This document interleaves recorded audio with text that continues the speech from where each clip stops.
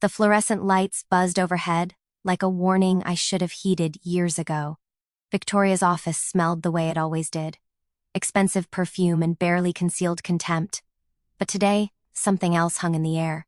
Something final. She didn't look up when I entered, just kept reading something on her desk, letting me stand there like a child called to the principal's office.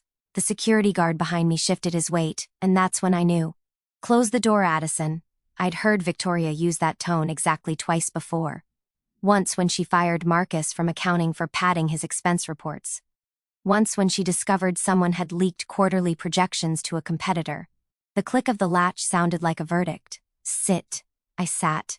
My hands found my purse, gripping the leather strap like a lifeline. 6 years of early mornings and late nights, of weekends sacrificed and vacations postponed, and it had come down to this, a plastic chair across from a woman who'd built her empire on the backs of people like me. Victoria finally raised her eyes. Cold, calculating. The same eyes that had once told me I was Harbor Point material now regarded me like something she'd found stuck to her designer heel. Thursday, 2:15 p.m. She slid a printed email across the mahogany surface. You signed in at North Bay Solutions visitor log, stayed 93 minutes. My stomach dropped through the floor. I can explain, can you? Victoria's laugh was a blade wrapped in silk. Because the dental office you supposedly visited has no record of your appointment. I checked. She'd checked. Of course she had. Victoria checked everything. Expense reports, email timestamps, the minutes we spent in the bathroom. Control wasn't just her management style, it was her religion. I was exploring opportunities. I kept my voice steady, though my heart hammered against my ribs. After 3 years of requesting fair compensation, I thought, fair compensation. Victoria repeated the words like they were profanity. I gave you North Bay. I handed you our most valuable client on a silver platter, and this is how you repay me? The injustice of it burned through my chest like acid. She hadn't given me North Bay, I'd earned them. I'd rebuilt that relationship from rubble after the previous account manager nearly destroyed it. David Clean had specifically requested me because I was the only person at Harbor Point who actually listened to what his company needed. But Victoria had rewritten that history long ago. In her version, every success was her mentorship. Every win was her strategy. I was merely the vessel through which her brilliance flowed. 6 years. She stood, walking to the window that overlooked downtown Spokane. I invested 6 years in you, Addison. Do you know how many people would kill for what you had here? What I had. A cubicle that hadn't been upgraded since my 2nd year. A salary frozen so long it had icicles. A title that meant nothing and a future that stretched nowhere. My access badge, I said it before she could. Before she could have the satisfaction of asking for it. I pulled the lanyard from my purse. I'd started carrying it with me lately, some instinct warning me this day would come, and placed it on her desk. Victoria turned. Something flickered across her face. Surprise, maybe. Or disappointment that I'd stolen her dramatic moment. Security will escort you to collect your belongings. You have 15 minutes. She picked up the badge, examining it like a trophy. Your email access has already been terminated. And Addison? A smile curved her lips. Thin, triumphant, cruel. Don't even think about contacting our clients. I'll have legal on you so fast your head will spin. I stood on legs that felt borrowed from someone else. The guard stepped forward, hand hovering near my elbow as if I might make a run for the filing cabinets. 6 years, and they were treating me like a criminal. At the door, I paused. Turned back.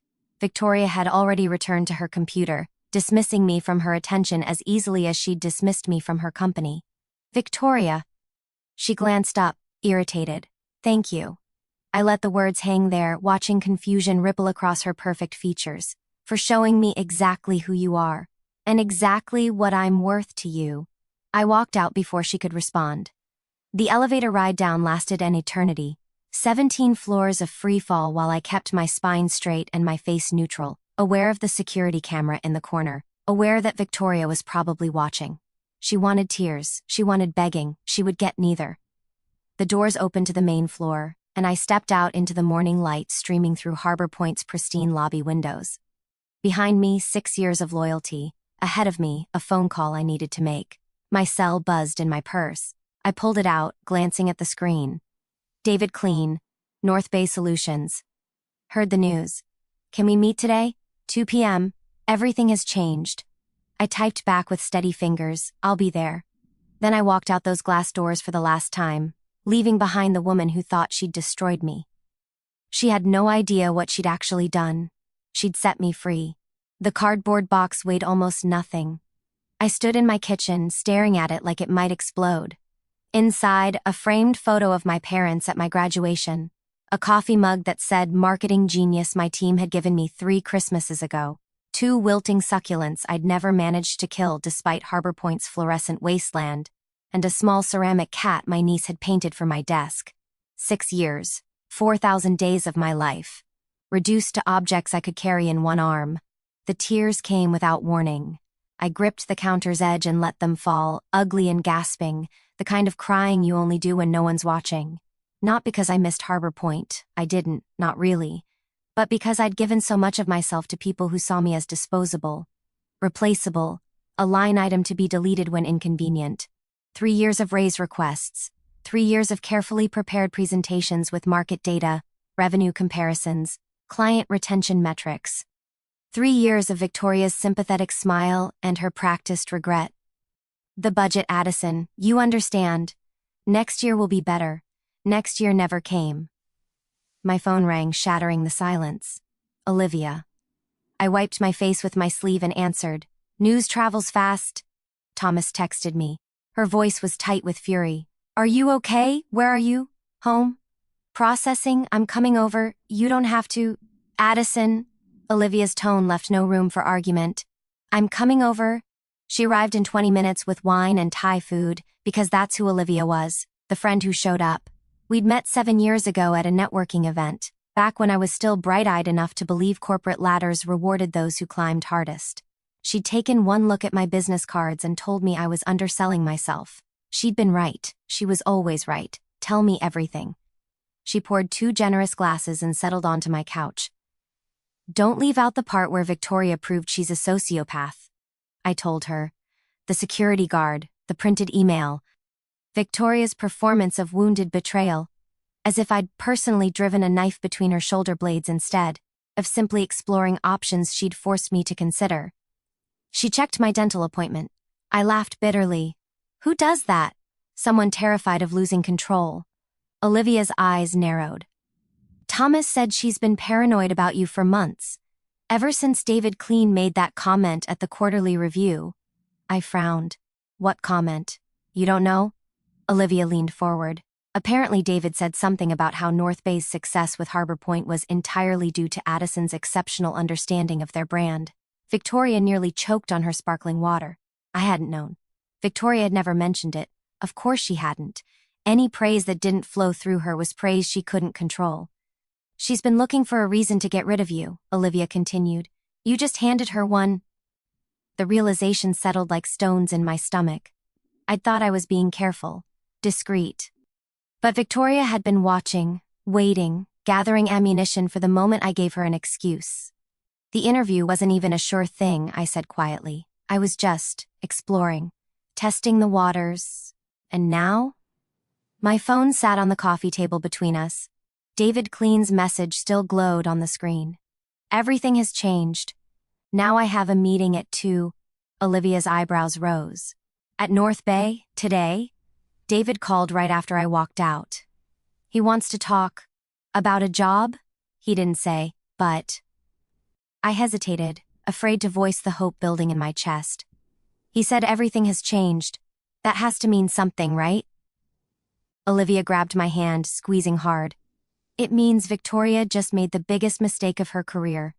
She fired the only person keeping her most valuable client happy, and that client knows it. I thought about North Bay Solutions. 30% of Harbor Point's annual revenue. 3 years of relationship building, late-night strategy sessions, crisis management when their previous rep had fumbled a major campaign. David Clean didn't request me personally because Victoria was a generous mentor. He requested me because I'd proven, over and over, that I understood his company better than anyone. She's going to call him, I realized.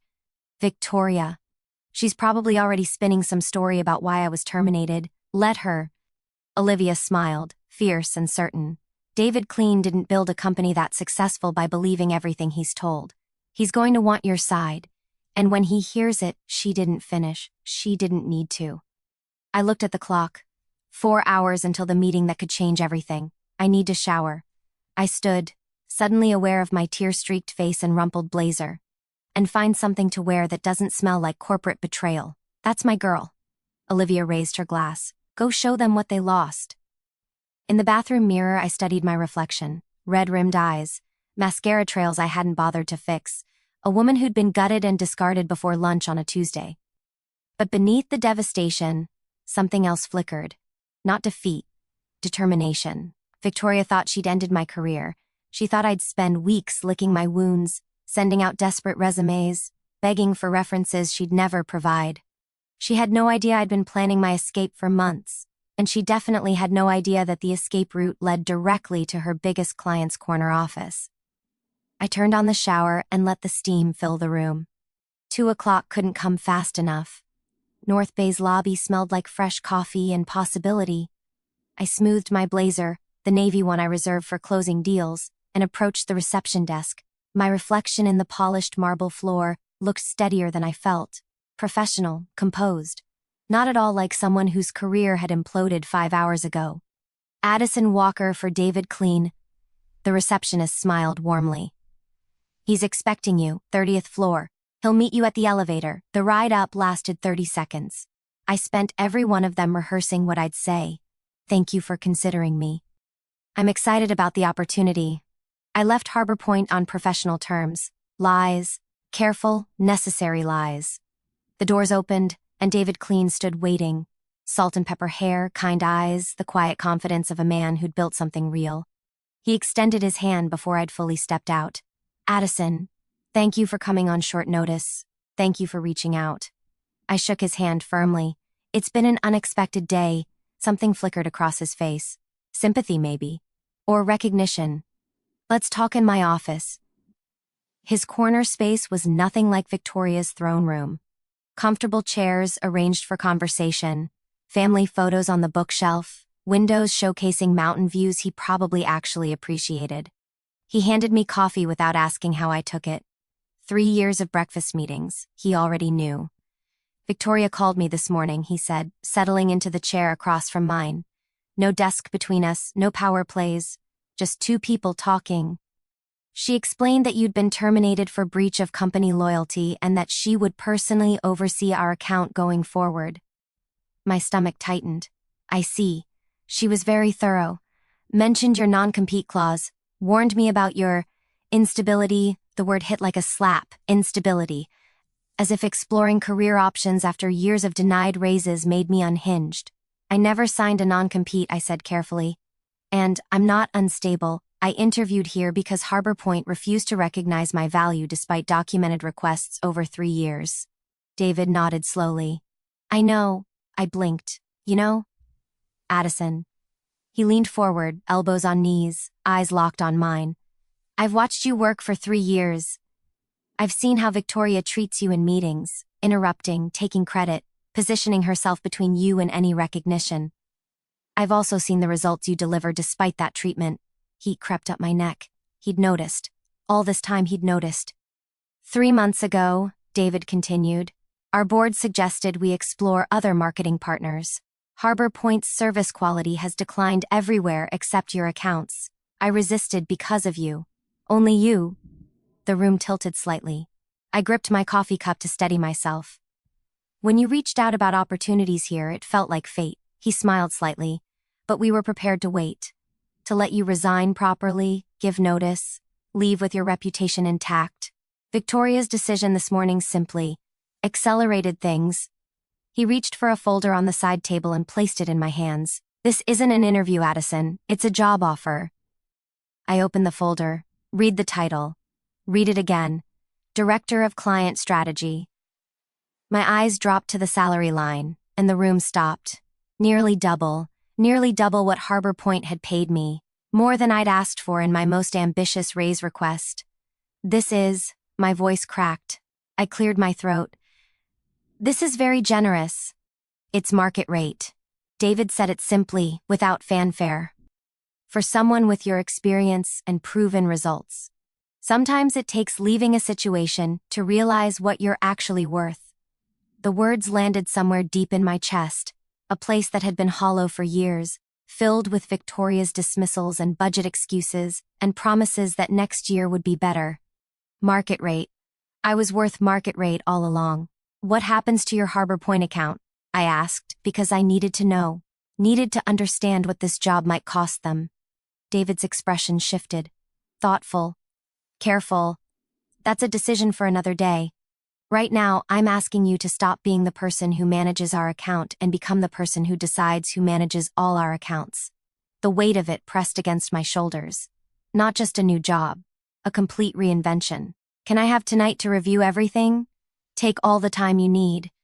He stood, extending his hand again. But Addison? One thing? I looked up. Don't undersell yourself this time, you've done that long enough. I drove home in a daze, the offer letter sitting on my passenger seat like something precious and fragile. The salary number kept flashing through my mind, the title, the corner office with mountain views. This morning I'd been escorted out by security. Tonight I held my future in a manila folder. My phone buzzed. Unknown number. Miss Walker? This is Elaine Winters. I'm on the board at Harbor Point Communications. I pulled over, heart hammering. I understand there was an incident today regarding your employment, she continued, her voice crisp and deliberate. Victoria may have acted hastily. I'd like to meet tomorrow to discuss your reinstatement. The universe, it seemed, had a sense of humor. What time? 9 a.m. My office. I stared at the offer letter beside me, the escape hatch, the proof of my worth. Then I thought about Victoria's face when she learned I'd been invited back, when she realized her power play had failed. I'll be there, I said. But I should tell you, I've already accepted another position. A pause. Long, heavy, I see. Well, Elaine's tone cooled several degrees. Perhaps we should discuss that tomorrow as well. She hung up without saying goodbye. I sat in my parked car as the sun began its descent, painting the Spokane skyline in shades of golden amber. 2 offers, 2 paths, one from the company that had discarded me, one from the company that had seen my worth all along. The choice should have been obvious. So why did my hands shake as I picked up the offer letter? Because tomorrow wasn't just about choosing a job, it was about choosing who I wanted to become. I didn't sleep that night. The offer letter lay on my nightstand, illuminated by streetlight bleeding through the curtains. Every time I closed my eyes, I saw 2 futures splitting apart like branches of a river. North Bay, validation, respect, a salary that reflected my worth. A fresh start with people who'd chosen me.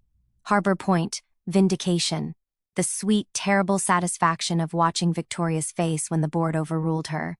When she had to work alongside the woman she'd tried to destroy. Revenge shouldn't have tempted me. But it did. At 3 a.m., I gave up on sleep and made coffee. Sat at my kitchen table in the dark, turning the decision over like a stone in my palm. Why was I even considering going back? The answer surfaced slowly, uncomfortable and true.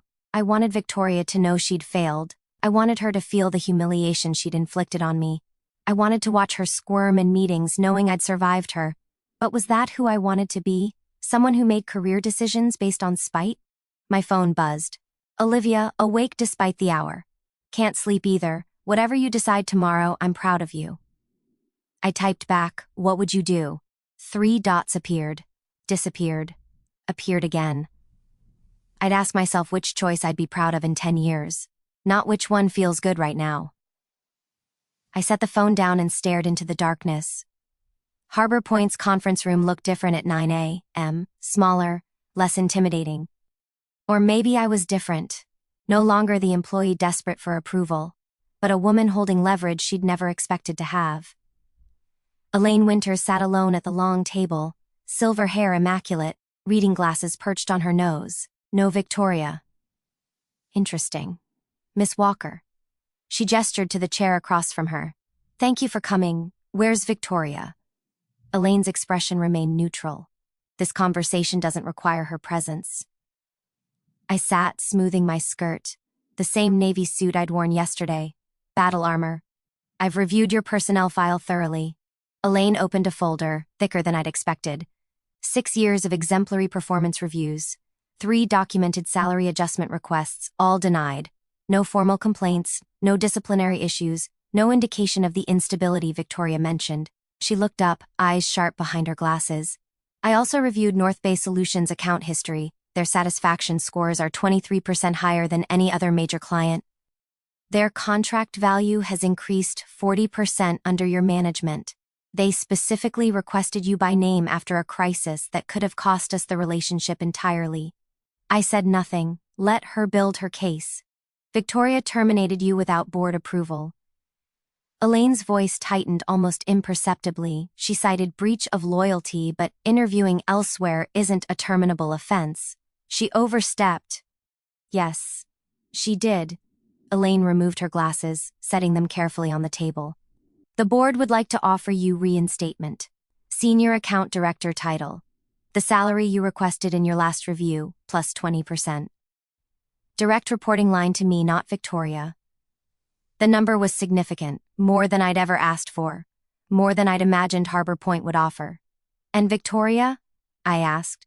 Will be informed of the board's decision.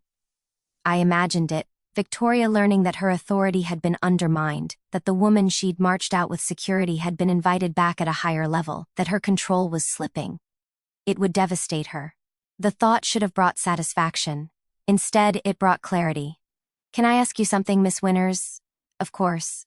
3 years ago, I submitted my first raise request. It included market research, revenue attribution, client feedback, everything needed to justify the adjustment. It was denied. I kept my voice steady. 2 years ago, I submitted again with updated metrics showing I'd exceeded the previous year's performance. Denied. Last year, after successfully negotiating a 40% increase in North Bay's contract value, I submitted a third request. Denied again. Elaine's expression flickered. Discomfort, perhaps. Or recognition. During those 3 years, I continued. Victoria announced record profits at quarterly meetings. The company leased an additional floor for expansion. Executive bonuses were distributed. I paused. Where was the board then? Silence stretched between us. The board trusted management's discretion on compensation matters, Elaine said finally. Perhaps that trust was misplaced. Perhaps. I let the word hang. But here's what I've realized. Harbor Point didn't fail to recognize my value because of budget constraints, or timing, or any of the excuses I was given. Harbor Point failed to recognize my value because it wasn't convenient to do so. Because keeping me underpaid and overworked was profitable. Elaine opened her mouth to respond. But I wasn't finished. You're not offering me this position because you suddenly see my worth. You're offering it because you're afraid of losing North Bay. Because David Clean made it clear I'm the only reason that relationship survived. I stood, gathering my purse. That's not recognition, Miss Winters. That's damage control. Her face hardened. You're making a mistake. No. I met her eyes without flinching. I made the mistake 6 years ago, when I believed loyalty would be rewarded, when I trusted that hard work would eventually be recognized, when I kept waiting for next year to be better. I walked to the door, then paused. I've accepted a position at North Bay Solutions. Director of Client Strategy. I start Monday. Elaine's composure cracked, just slightly. Victoria was right about one thing. This is a betrayal. I turned back, hand on the doorframe. No, Miss Winters. Betrayal is asking someone to give everything while offering nothing in return. Betrayal is making promises you never intend to keep. Betrayal is treating loyalty like a one-way street. I stepped into the hallway. What I'm doing isn't betrayal, it's self-respect. And it's long overdue. The elevator doors closed on Elaine's stunned face. My hands were shaking again. But this time, not from fear. From finally speaking the truth I'd swallowed for 6 years. The email arrived on a Wednesday, 11 days after Victoria fired me, 7 days after I started at North Bay. I wasn't supposed to see it first. David had shown me as a courtesy, knowing I'd recused myself from the decision, knowing I needed to see the words before they landed like a bomb in Victoria's inbox. After careful evaluation of our marketing partnership needs, North Bay Solutions has decided to transition our account to Meridian Creative, effective immediately. Addison Walker, Director of Client Strategy, will oversee the transition process. 30% of Harbor Point's annual revenue, gone. And my name at the bottom, a signature on their undoing. I stared at the screen for a long time, waiting for the satisfaction, the vindication, the rush of victory I'd imagined during those sleepless nights when I'd fantasized about this exact moment. It didn't come. Instead, I thought about Jessica at reception, who'd always saved me the good parking spot. About Thomas in IT, who'd stayed late to fix my laptop before a crucial presentation. About the junior account managers who'd looked up to me, who'd asked for mentorship, who had no idea their jobs might now be at risk. Victoria's destruction would be collateral damage. But she wouldn't be the only casualty. The call came 3 hours later, unknown number. I knew who it was before I answered. "You must be very proud of yourself." Victoria's voice was different, stripped of its usual silk, raw and ragged at the edges. "Victoria, don't." A sharp breath. "Don't pretend you didn't orchestrate this. Don't pretend you weren't waiting for exactly this moment." I walked to my office window, looking out at the mountains I could now see every day. The view Victoria had always kept for herself. I didn't orchestrate anything. I recused myself from the decision. Recused. She laughed, a broken sound. "How noble. How perfectly professional. You recused yourself while your new company gutted mine." North Bay made a business decision based on service quality and strategic alignment. That's not personal. Everything is personal. Her voice cracked. "I made you, Addison. I pulled you out of nothing. I gave you every opportunity. You gave me nothing." The words came out quieter than I'd intended. Not angry, just true. "You took credit for my work. You blocked my advancement. You paid me half my market value while announcing record profits. And when I dared to look elsewhere, you had me escorted out like a criminal." Silence. Heavy. Endless. "I was protecting the company," Victoria finally said. "Employees who interview with clients are a liability, you know that. I was interviewing because you left me no choice. 3 years, Victoria. 3 years of asking to be paid fairly. 3 years of being told next year would be different. The budget." There was no budget problem. There was never a budget problem. There was only you, terrified that if I got what I deserved, it would mean admitting you'd been wrong to underpay me for years. I heard her breathing. Shallow, unsteady. "You could have talked to me," she said, quieter now, almost human. "Before interviewing with our biggest client, you could have come to me." "I did come to you, 3 times. With documentation, with data, with everything you asked for, and 3 times you smiled and told me to wait. I was going to recommend you for the senior director position." The words tumbled out fast, desperate. "Next quarter, I had it planned. You just had to be patient. Patient." I closed my eyes. I was patient for 6 years. Patient while you took my ideas to board meetings. Patient while you positioned yourself between me and every opportunity for recognition. Patient while you built your reputation on my work. That's not, it is. I opened my eyes. You know it is. And somewhere underneath all this anger, underneath the blame you're putting on me, you know you created this. You had a loyal employee who would have stayed forever if you'd simply treated her with basic respect, and you couldn't do it. The silence stretched so long I thought she'd hung up. "Then, what happens now?" I thought about the junior employees whose jobs were uncertain, about the clients who would scatter, about the company that would never recover from losing 30% of its revenue. "Now you rebuild," I said. "Or you don't. That's not my responsibility anymore. Addison." "Goodbye, Victoria." I ended the call. Outside my window, the sun was setting. Gold bleeding into crimson, the mountains turning to silhouettes against the dying light. My phone buzzed. A text from Thomas. Victoria just locked herself in her office. 3 account managers resigned today. It's over. I read the message twice. Then I set my phone face down on my desk and let the silence settle around me. This was victory, everything I'd wanted, the perfect revenge, delivered without my having to lift a finger. So why did it taste like ashes? I stayed at my window until the last light faded, until the city below became a constellation of streetlights and office windows, until I understood what was sitting heavy in my chest. Not guilt. I hadn't done anything wrong, not regret. I'd made the right choice. It was grief. Grief for the version of me who'd walked into Harbor Point 6 years ago. Bright-eyed and trusting. Grief for the relationships I'd built with colleagues who would now see me as the architect of their misfortune. Grief for the naive belief that hard work and loyalty would be enough. That woman was gone. And the woman who remained, the director with the corner office and the market rate salary, and the career she'd fought to claim, she would have to learn to live with the cost of becoming herself. I wiped my eyes. Then I turned off my office light and went home. Tomorrow there would be transitions to manage, decisions to make, a new team to lead. But tonight I let myself mourn for everything I'd lost, and everything I'd finally found the courage to leave behind. 1 year later I found the cardboard box. It was buried in the back of my closet, behind winter coats I hadn't worn since moving to my new apartment, the one with the balcony overlooking the river, the one I could finally afford.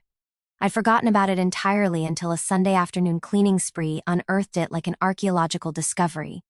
I carried it to the living room and sat cross-legged on the floor, lifting the flaps. The ceramic cat my niece had painted, the marketing genius mug, now chipped at the rim. 2 desiccated succulents I'd never managed to revive. And at the bottom, a photograph. My parents at my graduate school commencement, their faces bright with pride I hadn't felt I'd earned yet. 6 years in a cardboard box.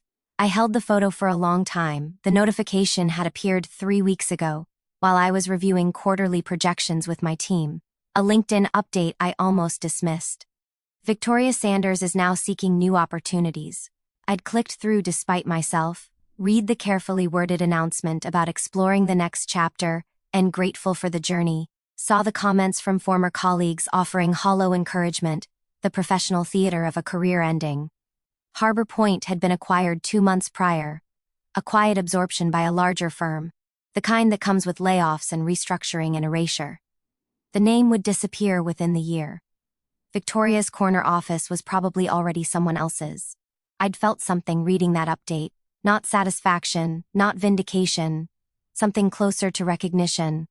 She'd built her identity around control, of her employees, her clients, her narrative.